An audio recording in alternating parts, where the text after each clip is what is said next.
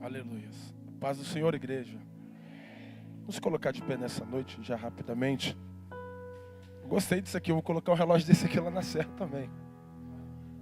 Caramba. Agora são 3, se olhar para a direita, para a esquerda. Glória a Deus. Amém, queridos? Nós estamos nessa rota de milagres. Acredito que Deus vai fazer muita coisa aqui nessa noite. Se você veio atrás da sua cura, você vai sair daqui curado.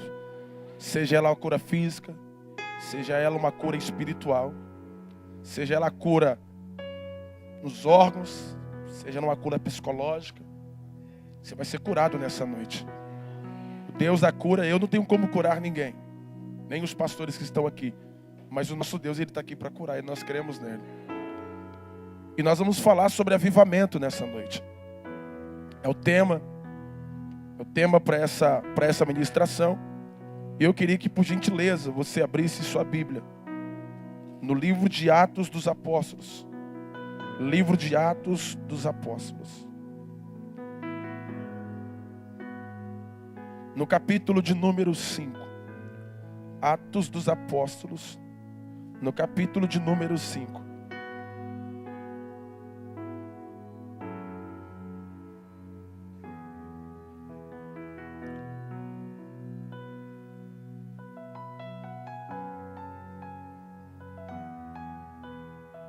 A partir do versículo 10. Atos 5, 10, 11 e 12. Vamos ler todos nós? Vamos lá? Imediatamente ela caiu aos pés dele.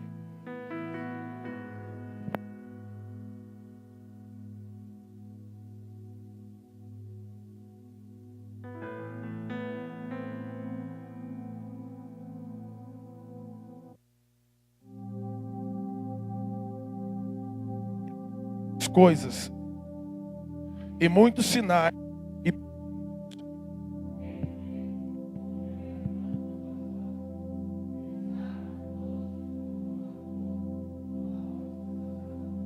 agora abre para nós, projeta aí para nós o livro de Abacuque.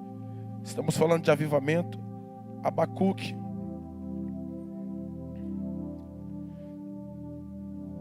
livro do profeta Abacuque.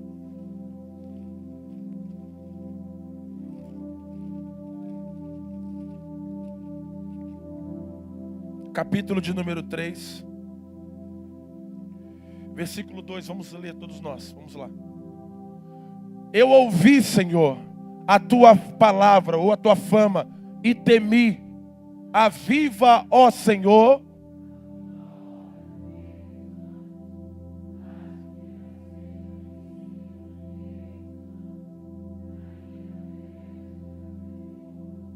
amém.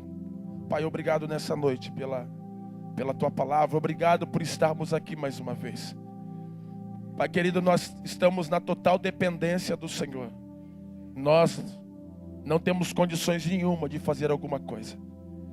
Somente o Senhor é o Todo-Poderoso. Somente o Senhor tem o poder de transformar. Somente o Senhor tem o poder nessa noite de trazer cura e de fazer milagre. Pai querido, somente o Senhor tem o poder de gerar na vida do ser humano um grande avivamento. Ó Deus, e nós pedimos nessa noite uma vez mais, que o Teu Espírito Santo possa, Senhor, de fato, trazer um avivamento dentro dos nossos corações. Que os nossos corações venham queimar nessa noite pelo fogo do Teu Espírito Santo. Porque se o avivamento acontecer no nosso interior, as outras coisas externas irão funcionar, Senhor, conforme a Sua vontade. Precisamos ser queimados por dentro, precisamos ser avivados por dentro. Porque se o avivamento acontecer no nosso interior, se o avivamento partir dentro do nosso coração, Pai querido, se o avivamento alcançar o nosso coração, é aí que começa uma grande transformação. Avivar uma igreja, avivar alguém, é ver um coração transformado. Avivamento não é barulho, Senhor, mas avivamento sim, são pessoas que estão em direção à cruz do Calvário. Isso é avivamento. Avivamento é chegar aqui de uma forma e ter uma vida totalmente diferente. Avivamento é largar as drogas. Avivamento é largar a prostituição. Isso é avivamento. Avivamento é mudar a sua vida. Avivamento é ser curado. Avivamento, Senhor, é sair da inércia e se movimentar como se fosse uma grande roda. A visão de Ezequiel. Avivamento não é estagnar, avivamento é estar em movimento. E nós pedimos, ó Pai, que o seu avivamento possa chegar em nossas vidas nessa noite. O seu avivamento proporciona não somente a andar, mas o seu avivamento, ele proporciona uma grande corrida e também saltar voos altos como fosse uma águia. A visão de Isaías no capítulo 40 e versículo 31, ele vê uma igreja poderosa, uma igreja andando, uma igreja correndo, mas ao mesmo tempo ele vê uma igreja voando. Isso é avivamento. Avivamento não é andar por baixo, avivamento é andar por cima, mesmo estando por baixo. Isso é avivamento. Avivamento não é ter dinheiro e estar bem, não. Avivamento é quando não tenho dinheiro, mas eu estou aqui te adorando. Isso é avivamento. Nós pedimos ao Senhor que o avivamento chegue nessa noite, e nós te aplaudimos e te adoramos, porque já chegou o avivamento nesse lugar.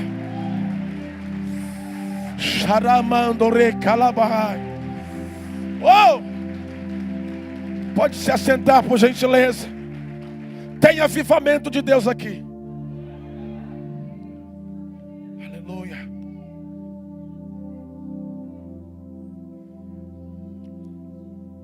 Algum tempo atrás eu me perguntava o que significava o sentido de ser avivado. Pastor Ronei, que é pastor Fábio, que são estudiosos, pode definir, pastor Arnold, pastor Admar, todos os pastores, como toda a igreja. O que vem em nós quando se fala avivamento? Quando se vem à nossa mente avivamento, o que remete à nossa memória é um grande mover de Deus, um movimento, pessoas sendo batizadas no Espírito Santo, pessoas falando em línguas estranhas. Parece que se resume aí o que é um avivamento. Mas avivamento é muito mais do que isso. Para definir avivamento, em falar em línguas estranhas, é muito pouco. Avivamento é muito mais profundo do que isso. Avivamento, ele move coisas. Avivamento, ele tira coisas. Avivamento, ele quebra coisas. Avivamento, levanta coisas. Avivamento, constrói coisas. O que é avivamento? Se você for convidado para bater uma laje, convidado por alguém, isso é avivamento. Se você for chamar alguém para fazer uma grande construção, isso é avivamento. E falar no tempo que nós estamos vivendo de avivamento, avivamento você vive ele quando você está na contramão de tudo que você vive. Isso é avivamento. Avivamento é aquela percepção que você tem de viver tudo dando errado, mas você vivendo certo. Isso é avivamento. O problema é que nós convivemos com medo, e o medo com que nós enfrentamos faz com que o avivamento seja neutralizado, esterilizado em nossa vida. Por que muitas pessoas não conseguem ter na sua vida essa ruptura, ter esse desligamento, para que ela possa alcançar nela um grande avivamento? Se você for pegar dentro da história da igreja, você vai ver que o avivamento ele trouxe um movimento muito grande da Europa para cá. Lá no século XVIII, eu lembro que um avivamento aconteceu no Brasil. No dia da independência, eu estava pregando no culto de quinta-feira sobre independência. E eu estava falando como que o país foi descoberto. Como que gerou um avivamento aqui quando se descobriu e entendeu que o café era um produto para exportar para o mundo inteiro, e até hoje. Foi uma riqueza extraordinária. E naquele tempo, o Brasil ainda estava crescendo, estava em crescimento, muitas coisas. A Amazônia ainda não tinha sido descoberta e não sabia quanta riqueza tinha nessa terra. O que aconteceu é que nesse tempo, muitos cristãos também vieram aqui para o Brasil. Os presbiterianos já estavam aí. Os batistas também já estavam aí. A igreja luterana já existia. A igreja wesleyana já existia. E falar da igreja wesleyana foi uma igreja que trouxe um grande movimento espiritual no século passado. Através desse servo de Deus, ainda muito jovem, Deus moveu o coração desse rapaz para trazer um movimento pentecostal, um avivamento. E quando se tem avivamento dentro de uma cidade, o avivamento ele muda a cidade. Não é isso, pastor Randei? Não tem como você gerar um avivamento através desses homens. Você via esses homens pregando, as fábricas paravam, pessoas que estavam pregando, que estavam trabalhando, paravam de trabalhar para ouvir essas pessoas. Porque não era o mover do Wesley, era o mover do Espírito Santo do Wesley, era o mover do Espírito Santo em Lutero. Então, o avivamento trouxe um grande mover de Deus em países europeus e que hoje sofrem com a decadência, vivem uma decadência de espiritualidade, de um mover de Deus, de uma unção de Deus, de um coração queimado. Quando você pega e define, somente Deus ele tem o poder de gerar o avivamento dentro do coração de um homem. Foi assim que Wesley partiu. E foi assim que ele trouxe o movimento, foi assim que ele se movimentou. Mas se você for olhar para João Wesley, naquele tempo havia uma batalha, uma guerra muito grande. Vamos voltar um pouco lá na igreja primitiva, porque é o que está escrito aqui no texto. Quando você olha para a igreja primitiva foi uma igreja que cresceu muito. Uma pregação com 3.000 pessoas se convertendo através da ministração do apóstolo Pedro. E esse avivamento foi trazendo pessoas, foi se multiplicando pessoas. A identidade da igreja primitiva estava sendo passada de líder para líder, de discípulo para discípulo. E isso foi crescendo. Só que você observa bem que o crescimento foi num momento muito complicado. Foi num momento de crise, num momento de medo. Havia uma opressão romana, havia uma perseguição romana. E dentro desta fase, dentro deste contexto, eles estão conseguindo crescer. Eles estão conseguindo avançar. Uma coisa é você conseguir crescer tendo bem. Outra coisa é você conseguir crescer não tendo nada. Isso é avivamento. Avivamento faz com que você cresça sem ter recurso. O avivamento faz com que você se desenvolva sem ter nada na mão. Isso é avivamento. Uma coisa é você depender daquilo que você financia, daquilo que você tem no banco, daquilo que você tem em mãos para o seu crescimento. Uma outra coisa é você observar que você fracassou, que você errou e que você perdeu as esperanças e você, às vezes, muda de bairro, muda de cidade. Talvez eu estou até pregando para alguém aqui que já está pensando em mudar de Vila Velha, porque a situação para você complicou e você está entendendo que se você se deslocar de bairro, que se você deslocar de município ou de estado, a sua vida vai melhorar. Quero dizer que não. Avivamento, ele se move. O avivamento, ele se move.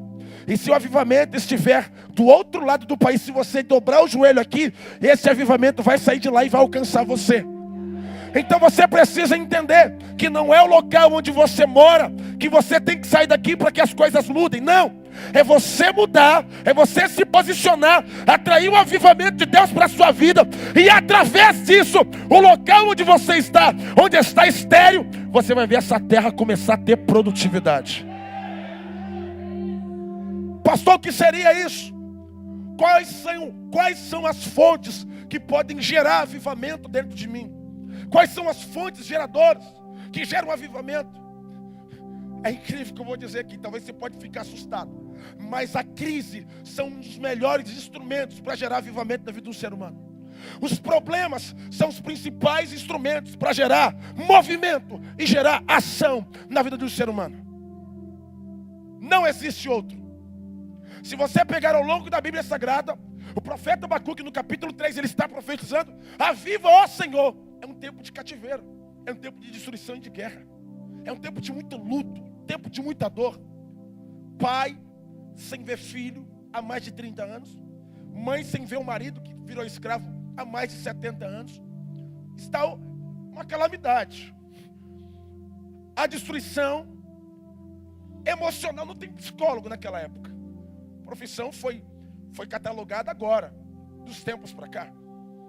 Mas como é que você vai atender uma mulher agora, cheia de problema, sem o marido, sem os filhos, sem sua terra, sem sua casa, e ela tem que agora trabalhar na sua terra e entregar o dinheiro que ela está ganhando na mão daquele que está te oprimindo.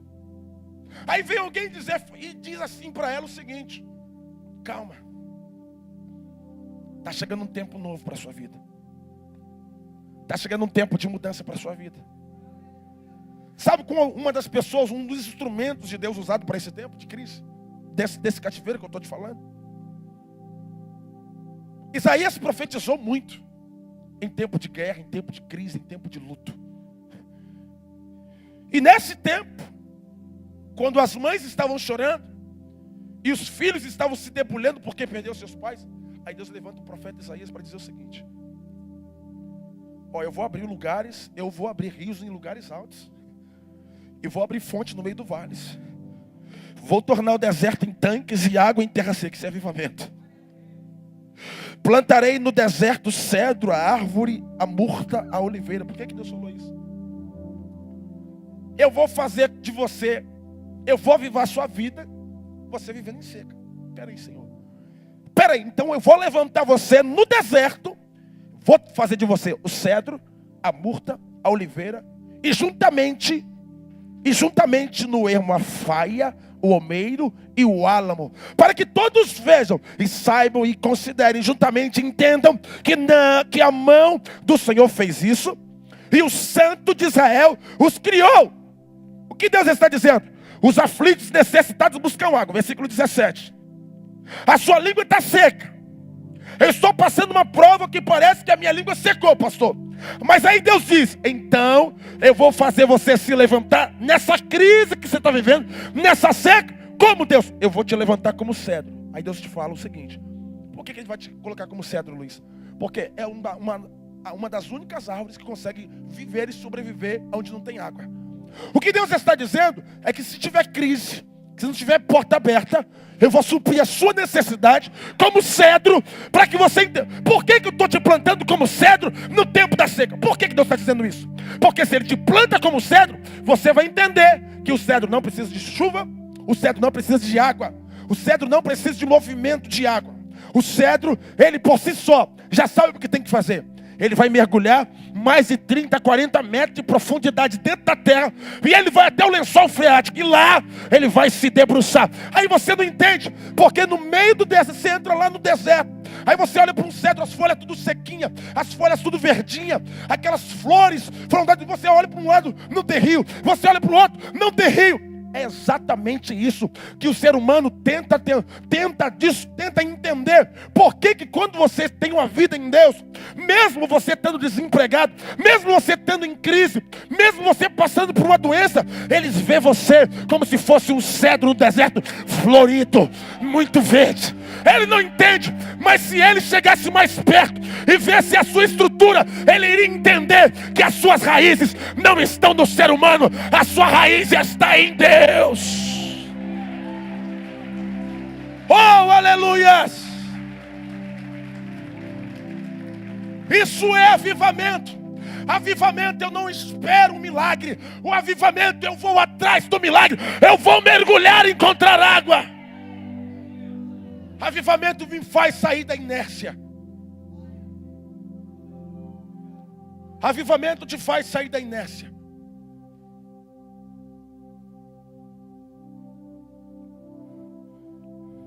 Se está acontecendo uma grande crise na sua vida, você tem que entender o seguinte: que através disso Deus está promovendo algo muito sério na sua vida. Você já viu chover sem vento?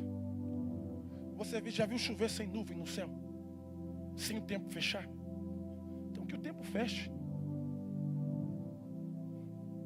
Pastor, fechou o tempo lá em casa, então espera. A chuva vai sair.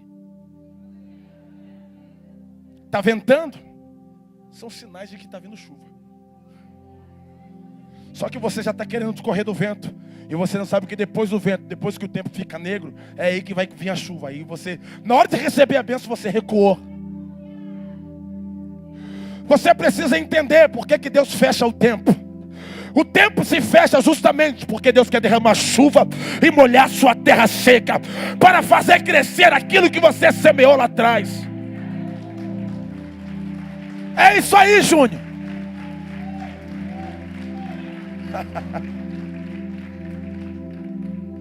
Aleluia. Avivamento.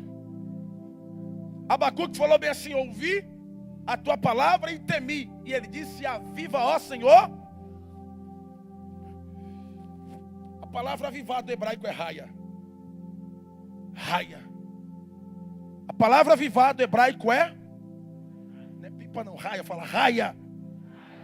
A palavra raia significa, a etimologia dessa palavra significa vindo da morte para a vida. Quando Deus está gerando avivamento em você, é porque Deus está trazendo de volta algo na sua vida que já morreu. A mulher a filha de Jairo, Jesus teve encontro com ela e Jairo estava com aquilo que gerou dentro dele. O que gerou dentro dele é sua filha, no seu nome, só fala filha de Jairo. Aí Jesus tem um encontro com Jairo. No meio do caminho, ele vê o que Jairo produziu morto. Aí Jesus olha para a filha de Jairo. Levanta a menina. Eu fiquei perguntando. Que na verdade tem coisas que nós geramos, que nós produzimos. Mas que parece que está morto. Não. Em Deus volta. Em Jesus volta.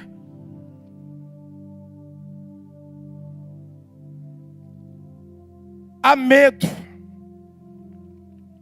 Há um grande medo. Há um grande medo. Há um grande medo. O medo está assolando a minha mente. Está chegando a conta para mim pagar, pastor. Mas e aí? Estou com medo. Sei como é que vai ser amanhã. Avivamento. Eu preciso reacender a minha vida. A chama que está dentro de mim. E eu preciso entender por que eu estou entrando na dificuldade. Eu preciso compreender por que está vindo as aflições, as dores, as lutas. É impossível gerar avivamento sem dor. O avivamento é gerado através de dor. Nós só fomos salvos porque houve muita dor naquela cruz. Se não tivesse dor, eu não estaria aqui. Você precisa entender que a dor é um instrumento para promover avivamento. Pastor, está doendo, então vai gerar avivamento na sua vida.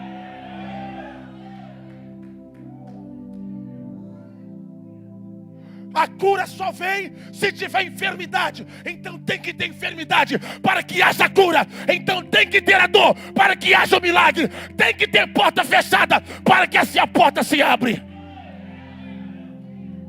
Exato.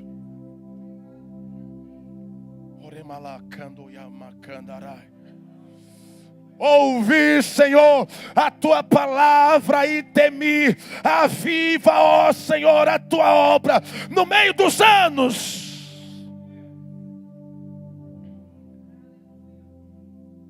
Aleluia.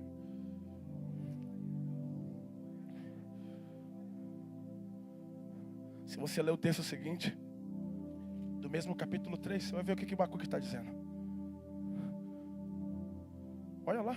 Falando de avivamento. Aí ele começa a falar das finanças. Começa a falar da saúde. Olha lá na frente. Olha o que ele diz. 3, versículo 17. Vamos no 16. 3,16. Ouvindo eu, o meu ventre se comove, o seu ruído treme os meus lábios, entra podridão nos meus ossos, vacilam os meus passos, em silêncio pois guardarei. Por que podridão nos meus ossos? Está falando de estrutura. Pastor, eu estou sem chão, eu estou sem base. A minha estrutura espiritual está fragmentada. A minha estrutura financeira está destruída. A estrutura do meu casamento está acabada. Está podre. Os meus ossos estão podres. Em silêncio, pois guardarei no dia da angústia o que há de vir sobre o povo. Eu estou angustiado. Isso me trouxe uma angústia, isso me trouxe um medo, isso me trouxe um pavor. Mas mesmo diante disso tem avivamento.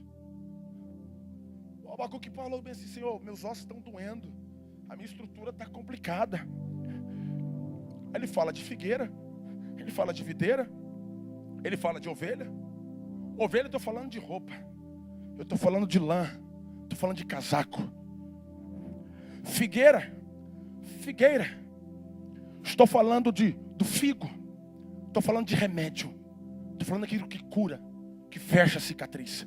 Estou falando da saúde. Oliveira, estou falando do óleo. Estou falando da unção. Estou falando do derramamento. Vacas, estou falando do pão de cada dia. Eu estou falando do leite. O que Abacuque está dizendo? Vai faltar tudo isso, mas eu vou continuar alegre. no Senhor.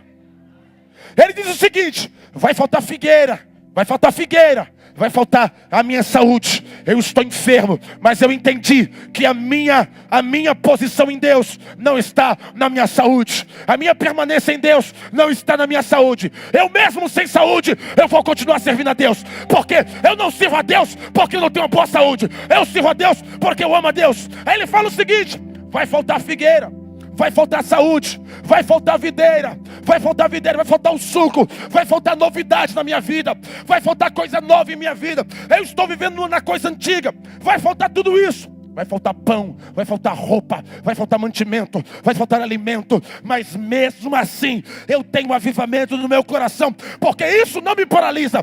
Todavia eu me alegrarei no Senhor e exultarei no Deus da minha salvação.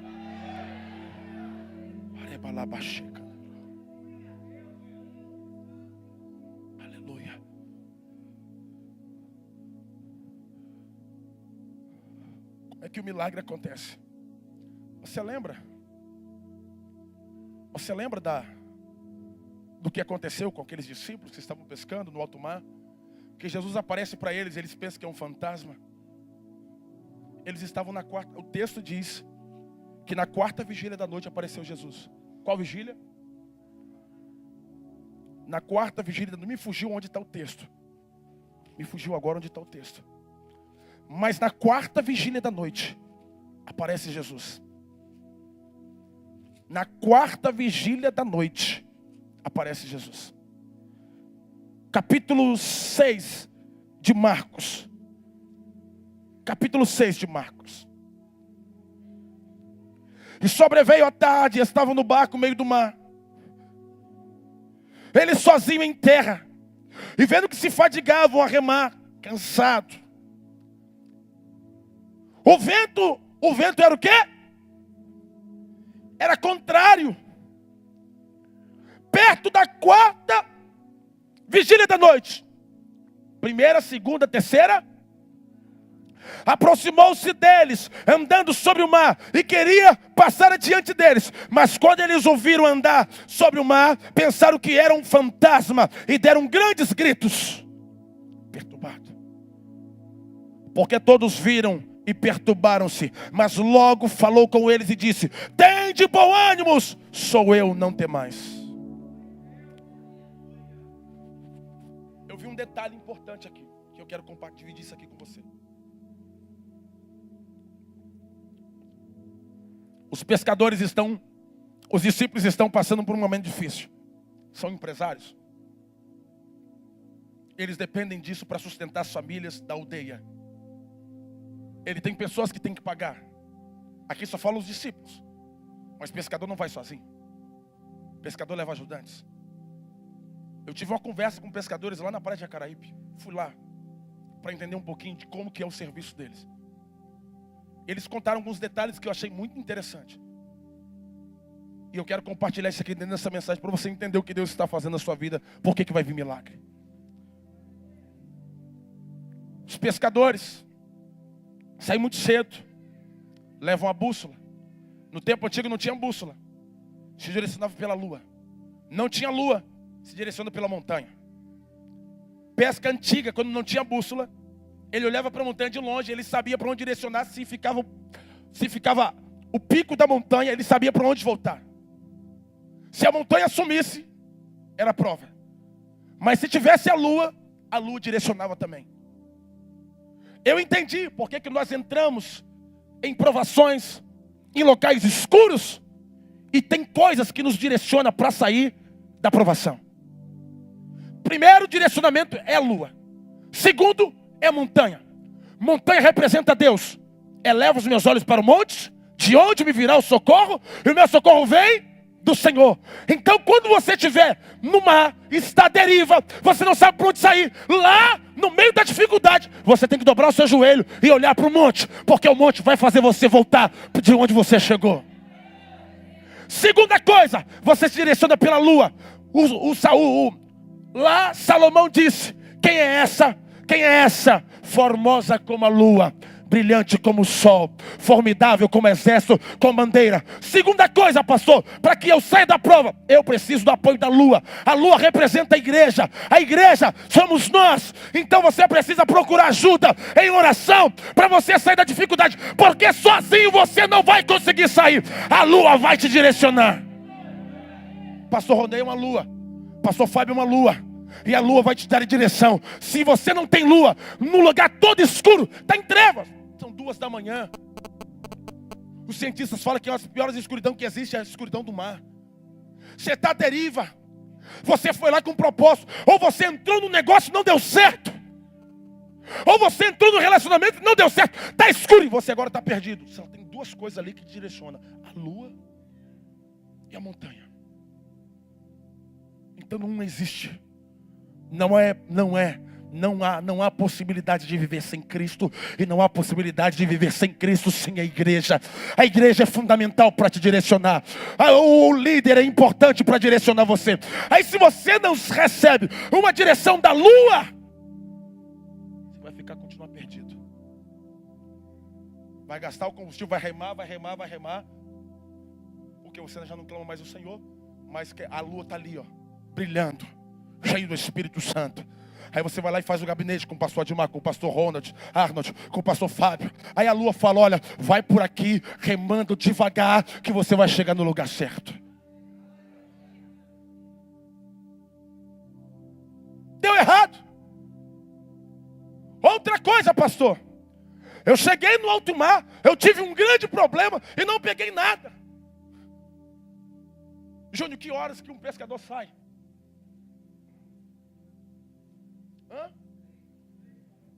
Da manhã? Se ele quer pegar um marlin, ele consegue pegar um marlin num dia só? Aproximadamente uns 10, 15 dias ele tem que ficar lá dentro? É algo grande. Você falou uma palavra-chave. Se você quer algo grande, você tem que ter insistência.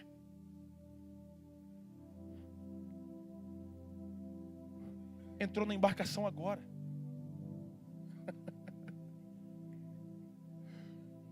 Sentiu um enjoozinho, já quer voltar. Não dá! Eu não estou aguentando!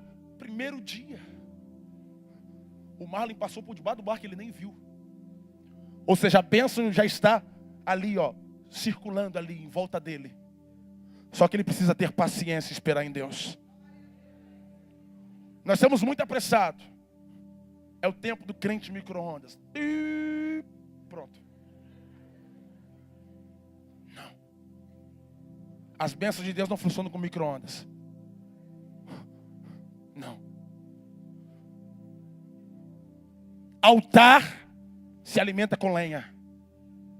E lenha é o sacerdote que coloca, é você que alimenta. Responsabilidade de receber o sacrifício é de Deus. Mas a responsabilidade de montar o altar e colocar a lenha e trazer o sacrifício é minha. Eu preciso fazer a minha parte e Deus vai cumprir com a dele na minha vida.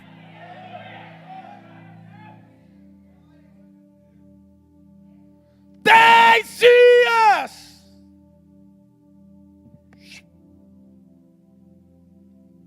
Milagre está lá.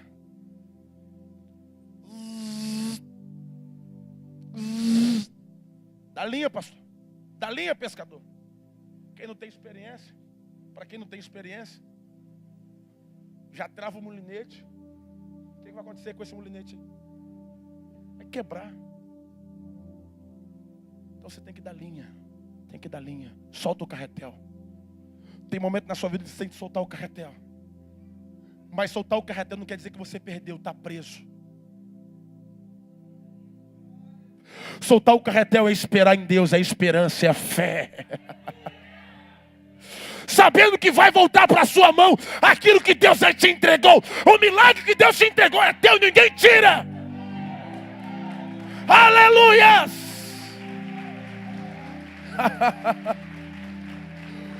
Isso é avivamento. Pastor, mas o que aconteceu? Saíram 3 da manhã. Eu não sei se lá no Mar da Galileia, eu não sei se lá em Nazaré tinha marlin, Mas vamos colocar um peixe nessa proporção, um peixe grande. E eles passaram, até porque se você vai para o alto mar, você quer pegar peixe grande. Agora se você contentar coisa pequena, vai com uma varinha de bambu mesmo, fica ali e se contenta com uma piaba, com uma moreia, fica ali, né, com baiacu. Esses peixinhos ruins, entendeu? Não, querido, eu quero comer dentão. Eita glória. A garopa. E eu pego isso aonde? A 2 metros da terra? A 3 metros da terra? Não, eu quero comer um peixe espada. E quanto maior for o peixe, mais caro ele é. E quanto mais fundo ele tiver, mais valor ele tem. Você entendeu isso? Você precisa entender que quanto maior for a sua dificuldade, maior é o seu milagre, maior é a sua vitória. Segura essa aí, Soliane. Toma posse. Pastor, mas eu estou no barco. Fui sozinho. Cadê o mestre? Está conosco não. Deu a primeira vigília da noite. Primeira vigília passou rodeio. Primeira vigília, meia-noite. Até as 2. Terceira vigília, das 2 até as 3, às 4. Há uma diferença entre o calendário romano e dos hebreus. Ele está falando aqui na 4ª vigília da noite. 4ª vigília da noite é a última vigília. Peraí, você não entendeu. Já não tem mais chance. Na primeira etapa não deu nada, na segunda etapa não deu nada, na terceira não deu nada, na quarta também agora acabou. Parece que eu estou vivendo fases. Pastor, a primeira vigília eu perdi meu emprego. Na segunda vigília eu perdi meu carro. Na terceira vigília eu perdi meu filho. Na 4ª vigília estou prestes a ser mandado embora. Vão tomar minha casa. Foi em qual momento Jesus apareceu? Na 4ª. Quando não tinha mais chance. Quando eles estavam esgotados. Quando não tinha mais força. Quando eles disseram não dá mais. Na 4ª vigília ele aparece. Não dá, Senhor, está em tuas mãos. Está nas mãos certas, agora na 4ª vigília. Eu já estou aqui há 15 dias. Primeira vigília nada, segunda vigília nada, terceira vigília nada, 4ª vigília, é o último momento, é a última hora. E quem aparece? Aonde? Eles estão saindo frustrados. Jesus fala, não, você vai voltar lá. Mas Senhor, volta lá no lugar onde você se frustrou, que eu vou te honrar no lugar da frustração.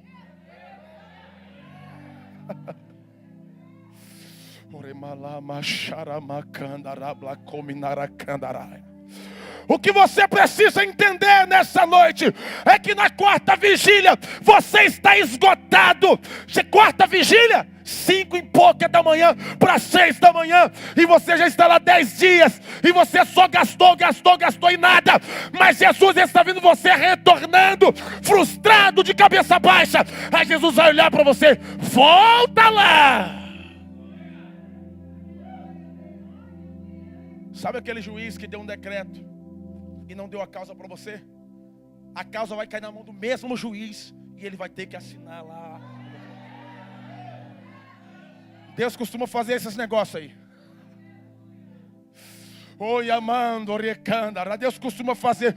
Eu não sei porquê, mas hoje Deus está liberando aqui, ó, decreto do juiz aqui, ó. Deus está dizendo que a sua causa vai voltar na mão dele.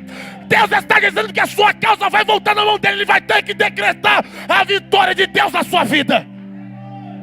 Charamando. Isso é profético. O mesmo juiz que deu a causa perdida, o barco vai voltar, tá? O barco está voltando nessa noite.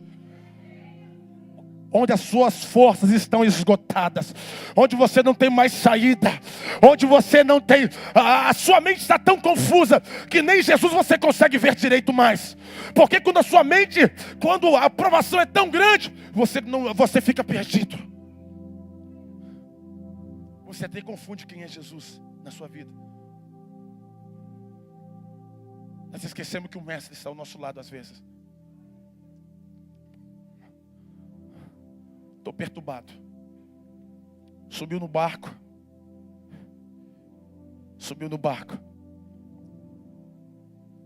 E o que ele disse? Pastor, estou passando uma aprovação aqui em duplicidade. Por quê? Eu estou no lugar escuro, estou vivendo em trevas, está tudo negro. E outro vento é contrário. O vento é contrário. Eu vou compartilhar com alguém, pastor. Aí já dizem para mim, olha, eu vi fulano morrendo assim com essa doença, hein? Rapaz, aconteceu isso com essa empresa. A empresa de um colega meu fechou ontem. Olha o vento contrário. Sua filha? Rapaz.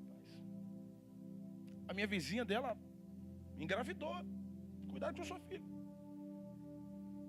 Vento contrário. Quando o vento era contrário, quem é que aparece? Oh, aleluia. Você precisa entender por que o vento está contrário. Se o vento está contrário, e já é a última hora, é o último momento, está na berlinda, Jesus começa a andar por cima das águas. Ele começa a andar por cima das águas.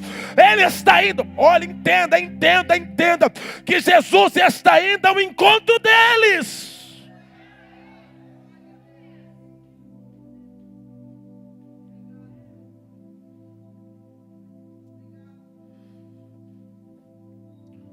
Porque todos ouviram, perturbaram-se, mas logo com eles, ele disse: tem de bom ânimo, sou eu agora que vou nesse barco, não temais. E subiu para o barco, para estar com eles, e o vento que era contrário se aquietou, e entre si ficaram muito assombrados e maravilhados. Se coloca de pé nessa noite.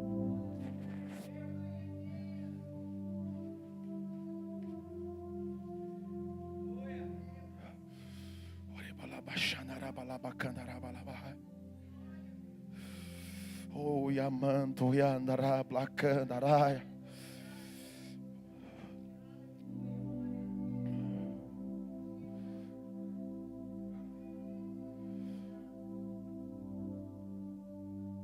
Eu queria que levantasse a mão direita. Deus me falou aqui agora. Levante a mão direita. Você que está com uma causa na justiça. Uma causa na justiça. Já deu até como perdido já. O barco vai voltar. Deus está dizendo nessa noite, tá? O barco vai voltar. O barco vai voltar. E o que vai acontecer depois? Vai ter um assombro depois disso aí. Só que não é assombro do inferno, não. É Deus assombrando. Chegou o tempo de Deus assombrar aqueles que causaram medo em você. Levante a sua mão direita e quero profetizar no poder que é no nome de Jesus, Pai. Aqui está o teu filho diante dessa palavra de milagre. Eu quero profetizar. Eu quero profetizar na quarta vigília dessa noite. Na última vigília dessa noite, Pai. Chegou o tempo do teu filho tirar o marlin azul de dentro da água. Chegou o tempo do teu filho tirar, Senhor, a garopa. Chegou o tempo do teu filho tirar o milagre de dentro da água. Sobe agora para dentro do barco e volte agora ao tribunal de justiça. Eu não sei qual é a vara, qual é o andar que você está, mas eu quero profetizar que vai voltar na mão do mesmo juiz e Deus vai outorgar a bênção. Charamando rebalacandarai.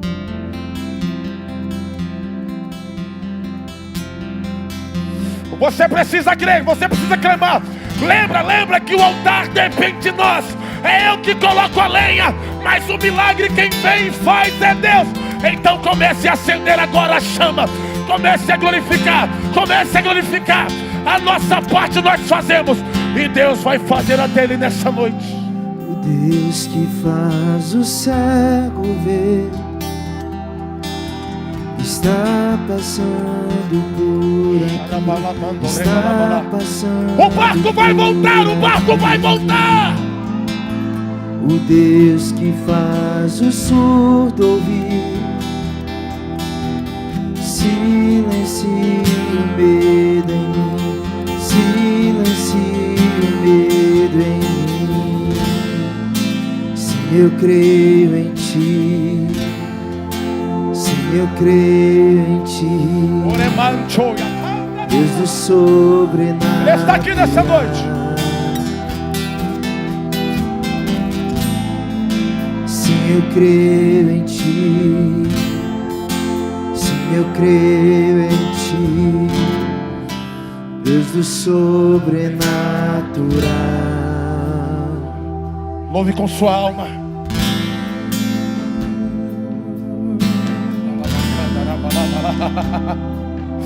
O mesmo Jesus que chegou naquela noite, é Ele que está chegando aqui nessa noite para realizar e fazer um milagre na sua vida. Você precisa crer, você precisa